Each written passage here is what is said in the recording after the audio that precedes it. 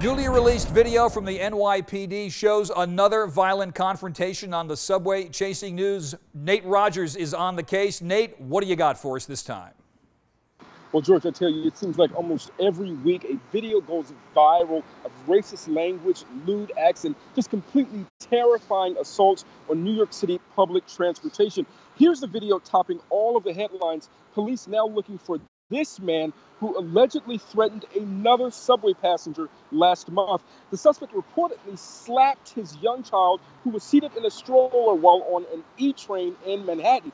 Police say the 45-year-old victim tried to intervene, asking the suspect why he hit the child. That apparently, George, sent the man into a rage. Police say the unidentified suspect threatened the subway rider with a knife. He later reportedly spit on the man and his family as he was exiting the train. I'm not safe on the train. I don't feel safe on the trains either. I don't record, you gotta just call 911 when it happens, Now, George, in April, Mayor de Blasio announced expanding neighborhood policing to subway stations and trains. The idea was that a larger police presence would make commuters feel safer. No word yet from police on progress made in this initiative. However, retired NYPD Detective Graham Weatherspoon offered this advice to subway riders on public safety. One, don't get involved unless absolutely necessary to try and protect another life of an individual, but get a good description of the individual that is creating the problem. Take note of the facial construct, the hairline, eyebrows, nose, cheekbones, jawline, teeth, and any possible tattoos that a person might be wearing. Now, finally, George, Weatherspoon also said that if we're going to take cell phone video or any type of recording, you should do it as discreetly as possible just to stay safe. He also said that we should all take advantage of the free Wi-Fi as you're going into these subway stations. That way, you can notify police as fast as possible. George?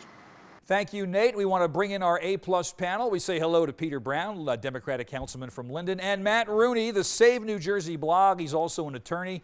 We see more and more stories of treachery on the subways in New York City. Is it becoming the Wild West? Pete, I would say it's becoming the Wild West. I think that people are able to capture more moments on camera. I do think that the man that saw the other gentleman hit his son speaking up, I think that's what we want to see more of, people speaking up. I do, however, suggest that MTA and the police department should be working together to put cameras on our trains. Matt, what do you think? Yeah, look, I mean, it's not up for debate that New York's violent crime rate is not where it needs to be. The murder rate's actually spiking. Bill de Blasio is spending all of his time apparently down at the southern border. There's a problem in this city, and there's lots of solutions we need to explore. Cameras are probably one of them, but at the end of the day, this is somebody, I'm not a psychiatrist, I just play one on TV. They clearly need some intervention. Absolutely. Well, Matt, I'll throw this one to you, too. We just saw a video a week or so ago of a guy taking a metal pipe and striking a guy on the train.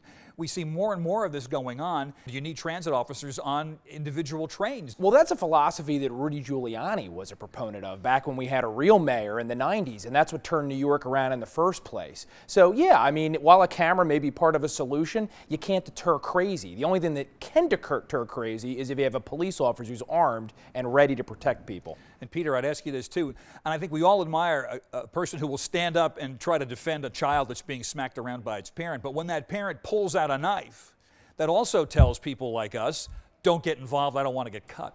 Absolutely. I totally agree, but at the same time, we shouldn't be discouraged that if we see something, say something. I mean, fortunately, no one got hurt in this instance, and I hope that the police department is able to catch the individual who's in his case.